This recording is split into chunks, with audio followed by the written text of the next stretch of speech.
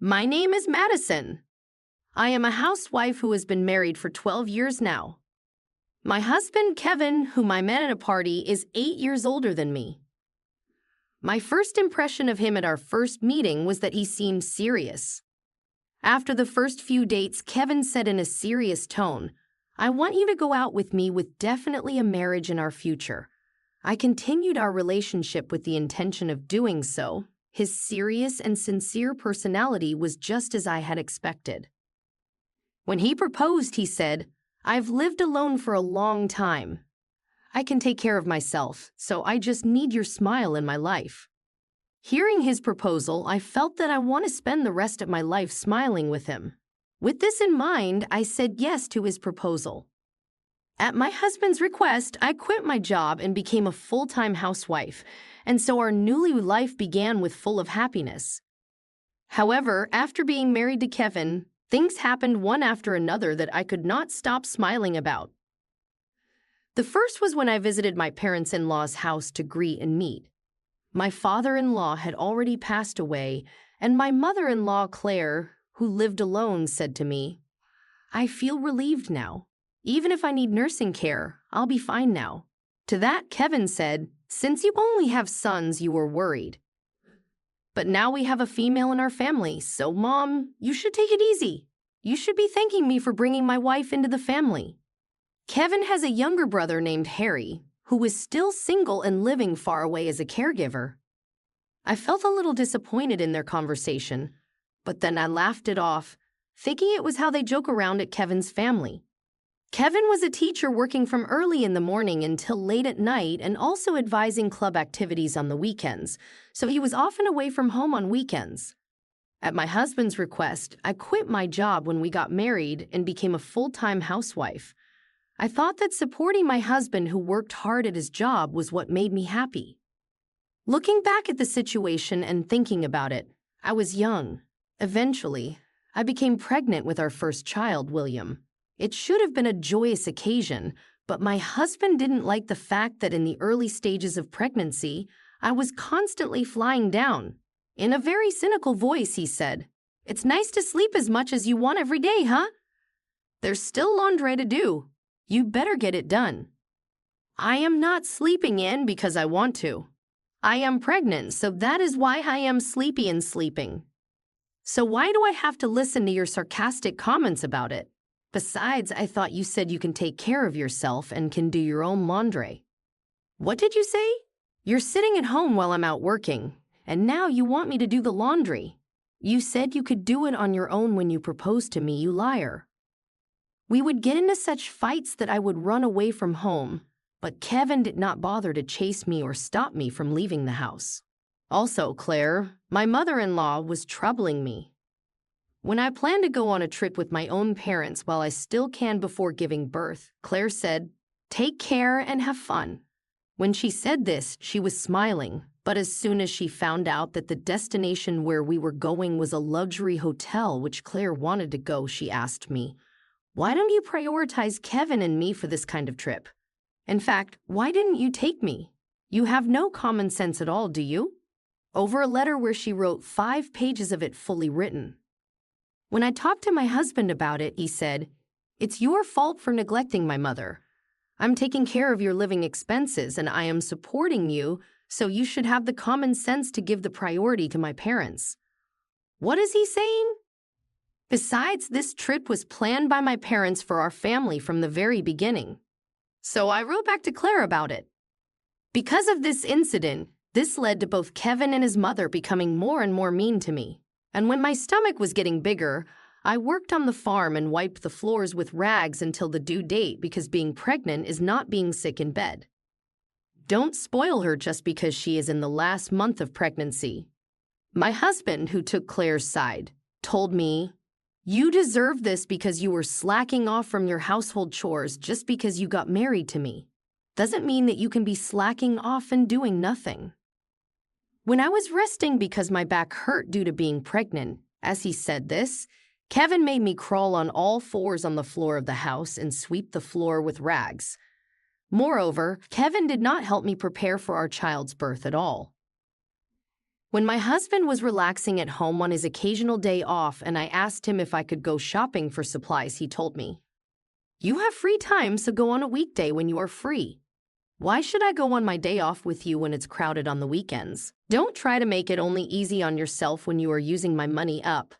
He said this to me while he was focused on his phone playing games. What the hell is he saying? And what does he think about being pregnant and having a baby is about? I just wanted to grab his phone and just wanted to smash it and trash it, but I kept myself calm.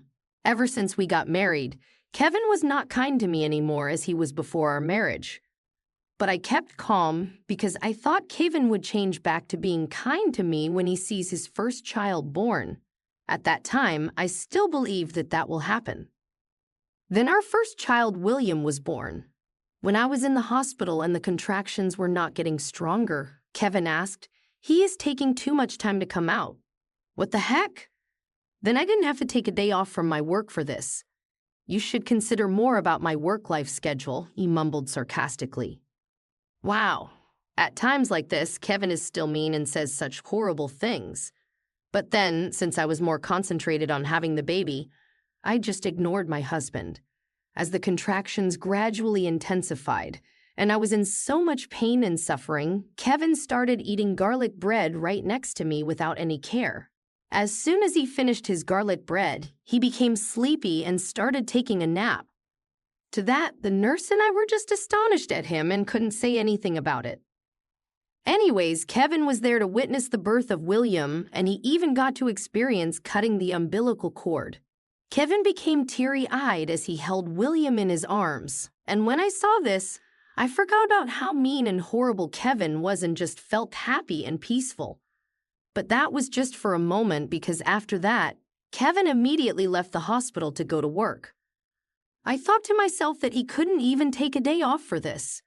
But then at night, he sent me a text over WhatsApp which said, "I told my class that our baby was born." He said that he had told his class every detail of the experience of me being in labor to delivery. I thought to myself, if Kevin ever has surgery, I'll record the whole thing and spread it around. Since I was embarrassed by Kevin telling our sacred labor to his class, the thought crossed my mind for a moment. A few days later, Claire came to visit me at the hospital with Kevin, and she said something that was unforgettable to me. "Congratulations.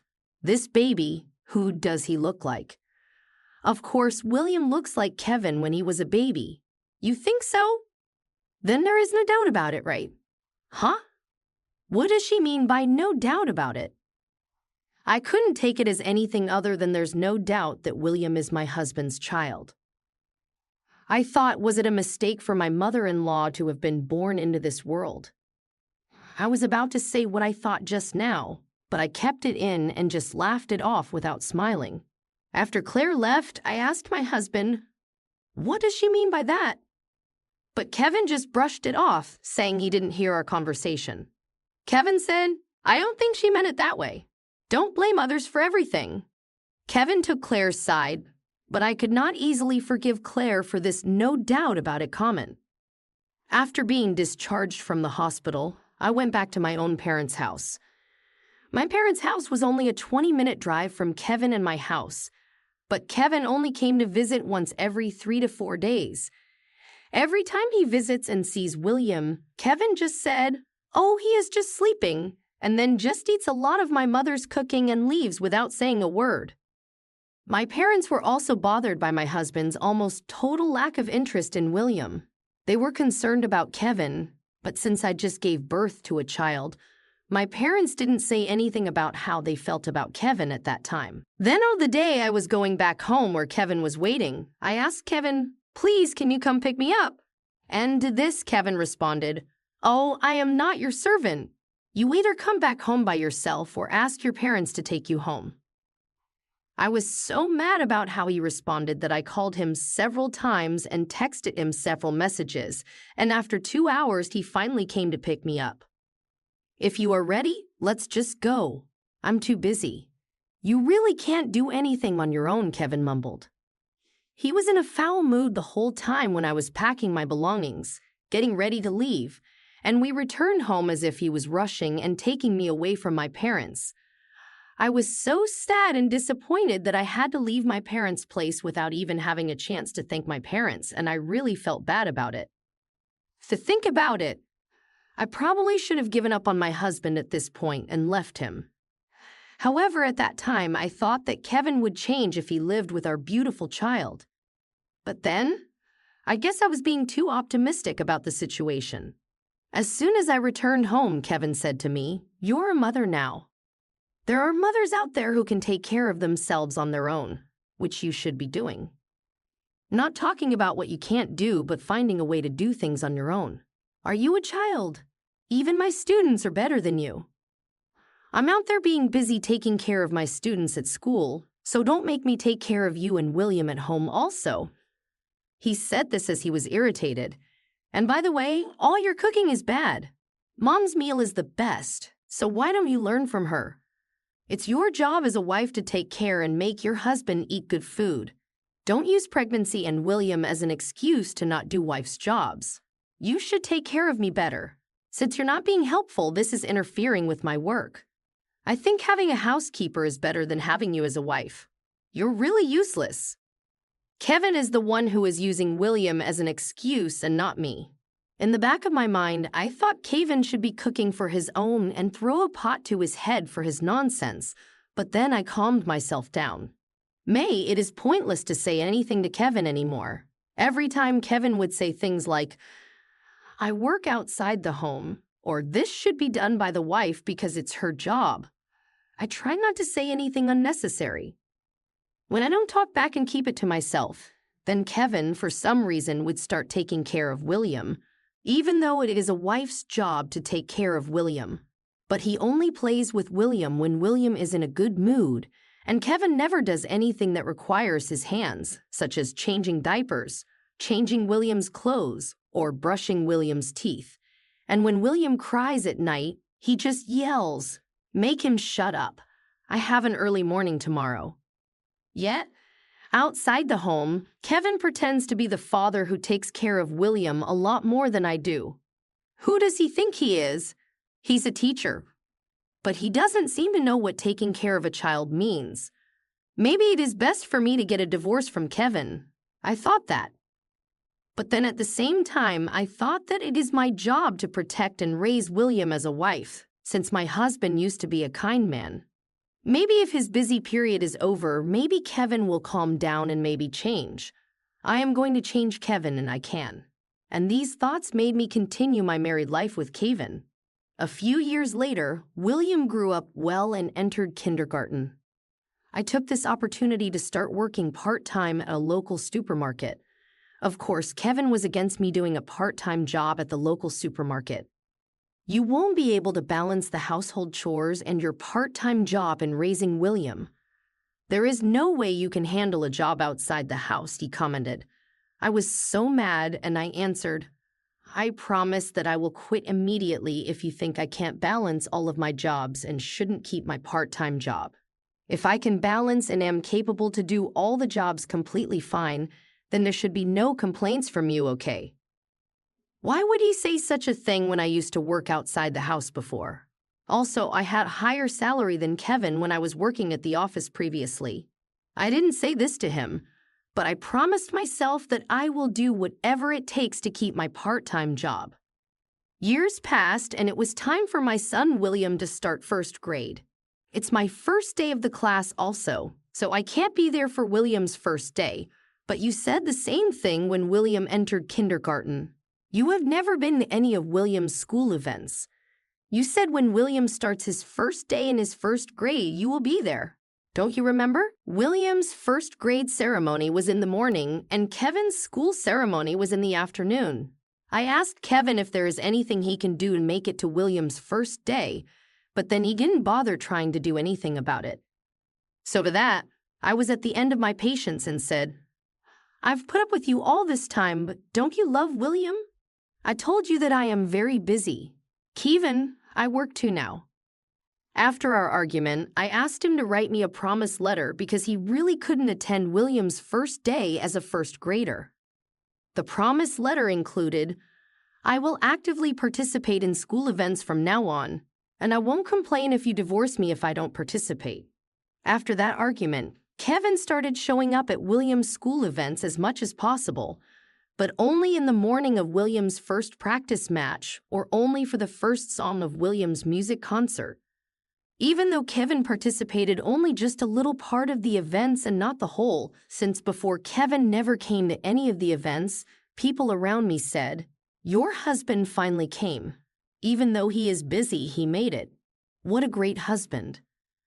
When I told Kevin about what other students' parents said about him, Kevin replied, "See, I'm actually a good husband who takes really good care of William. Everyone knows it, and then just got arrogant about it." Kevin was only just good at appealing that he was a good father taking care of William when he wasn't doing anything. He also praised himself for being such a good father to William and smirked about it, which made me annoyed. Whether it was the stress of work or something, I have no idea, but Kevin's alcohol consumption gradually increased. When he returns home, Kevin gets drunk and snores loudly on the living room couch every day. He doesn't take care of William, nor ask me how William is doing at school or anything. Kevin has forgotten the promise he made me, and he doesn't attend any of William's school events or even graduation or first days of school.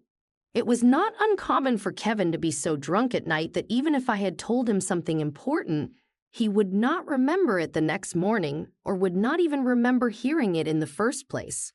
I began to wonder what is the point of living with Kevin anymore, so I started to say things I shouldn't have said when looking back on it. Why don't you participate a little more in household chores and being a good father to William? You? Who do you think you are, earning and working only a part-time job? You can start giving advice and saying your opinion to me when you start making money as much as I do. Are you kidding me? He growled at me in a manner I had never seen before. I thought that even if he was very tired, I should not have been told like this just because I asked my husband to be a father to William and asked for support for household chores. Kevin is able to make the money he is making right now because of me. I do all the household chores. I clearly felt something snapping inside me. This is it. It's over. I started preparing for divorce without my husband noticing. I had no intention of giving up William to Kevin because I didn't want William to go through such a burden living with Kevin. So I did several part-time jobs, and in my spare time or at night, I would work at home to make more money just to not put William through the hardships with Kevin. To be honest, I became very dizzy and tired, but I had no time to spare to prepare for the divorce. I continued to take care of the house as usual, even though I had several jobs now for Kevin not to notice. But I stopped ironing my husband's shirts. I don't care if he wore a crumpled shirt. At that time, Claire became ill and required nursing care. Kevin and his younger brother were discussing what to do for Claire and her future. As I listened and heard their discussion, Kevin said, "I'm going to have you live at my mom's place and take care of her because she's your mother now too." He said this in a serious voice. What? Why? I have a job too. No way. I don't want to. What do you mean you don't want to? It is your job to do so. In fact, I'm just surprised you haven't said anything about this situation or offered to take care of your mother. Aren't you aware that she's your mother too? Besides, part-time jobs aren't real jobs. Wait a minute. We're not living in an era that just because I'm a wife, I should be staying at home taking care of only household chores and family. You don't want to take care of my mother. You have been living off for my earnings and not taking responsibility for being the wife. Don't call it a wife's responsibility for your own convenience. If you want to talk about responsibilities, then don't force me to take care of your mother without my permission. I had enough of this. You have crossed my line. I took out what I have been preparing for a very long time now. Here are the divorce papers. I'm quitting as your wife, so write your name here. My husband seemed surprised to see the filled-out divorce papers, but he grinned and signed them, saying, "I'll take our son anyway." I submitted the divorce papers immediately and left the house with my son. I then immediately contacted my lawyer. I asked my lawyer to contact my husband with the details I had already prepared in advance. Then I got a response from Kevin. He said he wanted to meet with me and talk about it, but pretty knew that Kevin would say such a thing. I guess my husband thought that I would be the one who would cry and go back to him if we're getting divorced, but that is not the case. I refused all contact and meetings with Kevin and proceeded for a divorce settlement. For this moment for a very long time now, I used all of my savings and cashed my insurance to pay off my mortgage. Because of this, I had almost no savings. I was very lucky that Kevin only worked and left all the household finances to me. In addition to this, thanks to the promise that Kevin wrote and signed himself, if I don't participate in school events, Madison can get a divorce. Kevin couldn't really reject the divorce. Kevin sent me a text message saying, "Screw you. I will forgive all the things you did right now and of being a bad wife in the past. So just come back home with William." But I texted back saying, "You should be the one apologizing, you idiot," and just blocked him. In the end, I got the house in the form of property division and alimony for the moral harassment Kevin had caused, and he had to go back to his mother's house to live with Claire. He was about to force me to take care of Claire, but now Kevin has to do it on his own. Since Kevin wasn't used to doing the household chores or being the caregiver, Kevin had to take leave from his job, and his career, which he was very proud of, was cut short. My ex-brother-in-law, Harry, who apparently planned to force me into taking care of Claire and planned only to come and check on Claire from time to time, is not only penniless but didn't get near Kevin, who is frustrated by the unfamiliar household chores and taking care of Claire, nor returned any of Kevin's calls. I think Harry plans to leave everything to Kevin. Besides, Kevin conveniently became single, and he is the perfect caregiver to Claire. By the way, I have the full custody of William. My ex-husband must have been disappointed about this because he had no doubt that William would choose him over me. Kevin is the one who earned more money than me. Dad hasn't played with me since I was little, and I don't want to be with him. This was what William had said to me. My son told me that he would work when he got out of high school to help me. But actually, even though my part-time job was at a local supermarket, I quit the place after about a year and was able to go back to my old job where I worked before the marriage. And next month, I will be hired again as a full-time employee, and my different job, which I was working at home, was going well.